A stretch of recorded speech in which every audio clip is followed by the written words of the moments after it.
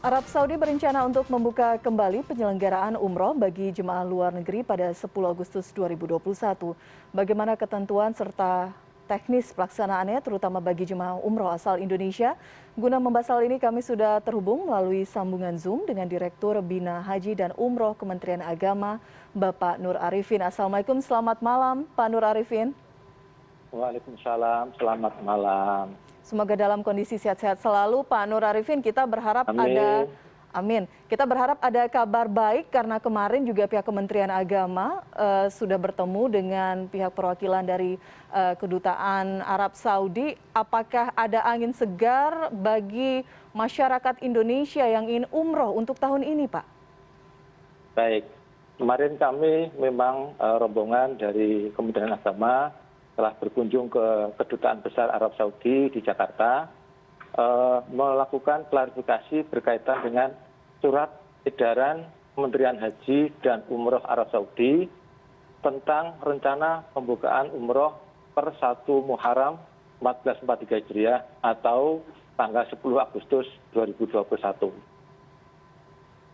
Dan berdasarkan komunikasi kemarin, pihak Kedutaan Besar akan segera berkomunikasi dengan pemerintah Arab Saudi untuk segera mengumumkan rilis resmi tentang kriteria atau persyaratan untuk bisa berangkat umroh ke Arab Saudi. Gitu. Berarti secara resmi belum ada, tetapi apa saja yang disampaikan pihak kedutaan, Pak? Kira-kira kemungkinan besar potensi untuk masyarakat Indonesia berangkat umroh bagaimana? Karena juga sampai saat ini kan dibatasi penerbangan untuk tujuan Arab Saudi. Ya, baik.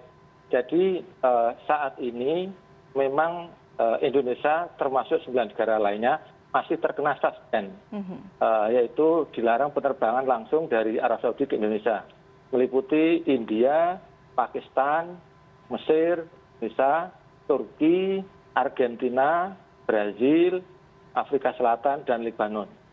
Nah, kemudian situs secara resmi dari Kementerian Haji dan Umroh Arab Saudi memang mengatakan bahwa ada rencana 1 Muharram untuk umroh. Namun dari Kementerian Dalam Negeri Arab Saudi masih menyatakan bahwa Indonesia masih masuk kelompok suspend tadi. Jadi belum bisa ada keberangkatan langsung.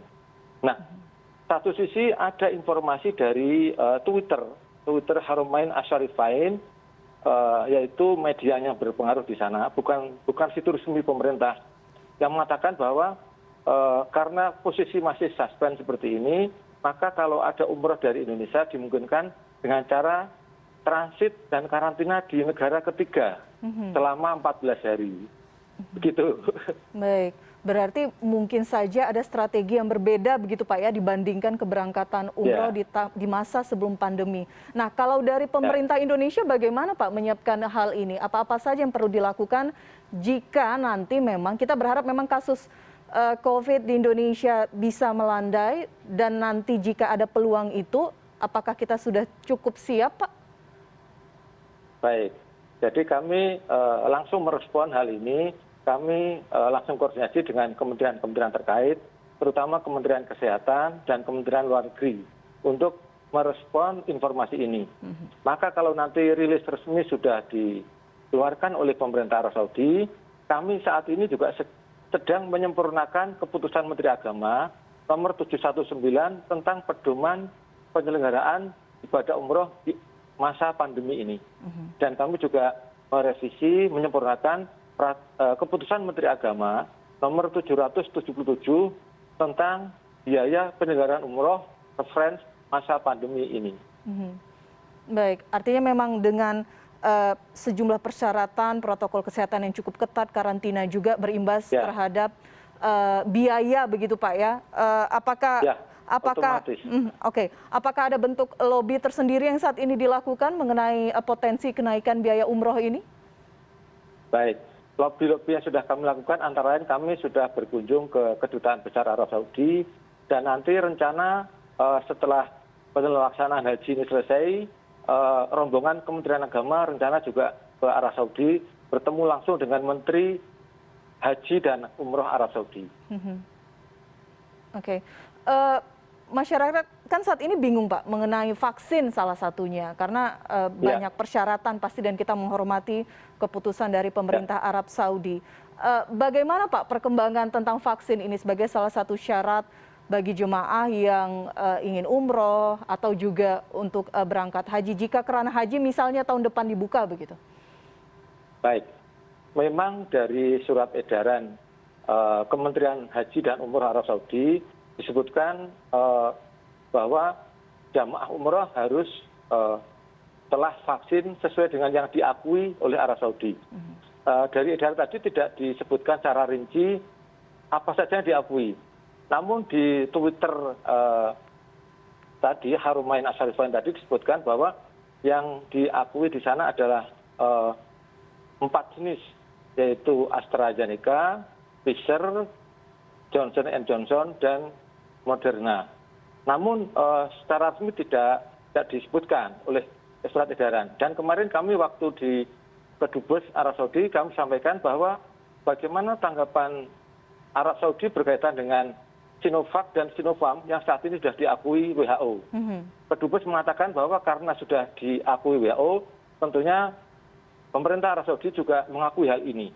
Nah, maka nanti secara resmi akan ada rilis resmi dari pemerintah Arab Saudi berkaitan hal ini. Baik, menunggu hal tersebut, berbagai potensi mungkin saja terjadi, bisa kemudian secara resmi diakui, bisa secara resmi juga tidak diakui, begitu Pak ya, karena memang belum ada pemberitahuan secara resmi. Nah, kita berbicara mengenai skenario. Karena WHO kan sudah menetapkan, mudah-mudahan juga diakui gitu. Oke, baik. Tapi di luar konteks itu, apakah ada upaya misalnya dari Kementerian Agama berbincang lebih intensif dengan Presiden begitu, membahas mengenai ini? Apakah kemungkinan ada langkah-langkah khusus mengenai vaksin bagi masyarakat Indonesia yang ingin umroh ataupun haji? Kita berharap memang ada jalan begitu bagi masyarakat kita untuk berangkat ke Tanah Suci. Ya, baik. Bapak Menteri Agama terus melakukan komunikasi tentang hal ini, baik kepada atasannya yaitu Bapak Presiden, juga dengan pihak Kementerian Haji Umroh Arab Saudi. Terus intensif dilakukan. Mudah-mudahan bisa memberikan layanan yang terbaik pada masyarakat. Baik. Terakhir Pak, sebagai penutup, kapan masyarakat kita bisa mendapatkan kepastian mengenai diperbolehkan atau tidak warga negara Indonesia untuk berangkat umroh ke pemerintah Arab Saudi? Baik, seperti tadi kami sampaikan bahwa kita menunggu rilis resmi dari Arab Saudi. Karena kemarin kami sudah datang di Kedutaan Besar, segera, katanya jawabannya segera dikirim rilis resmi tentang penyelenggaraan ibadah umroh ini. Terima kasih. Baik, terima kasih sudah berbincang bersama kami Pak Nur Arifin. Sehat-sehat selalu, kita berharap dalam pekan mendatang ada kabar bahagia, tidak hanya penurunan jumlah kasus COVID-19 di Indonesia, tapi juga kemungkinan masyarakat kita bisa berangkat umroh. Terima kasih. Assalamualaikum, selamat malam. Waalaikumsalam warahmatullahi wabarakatuh.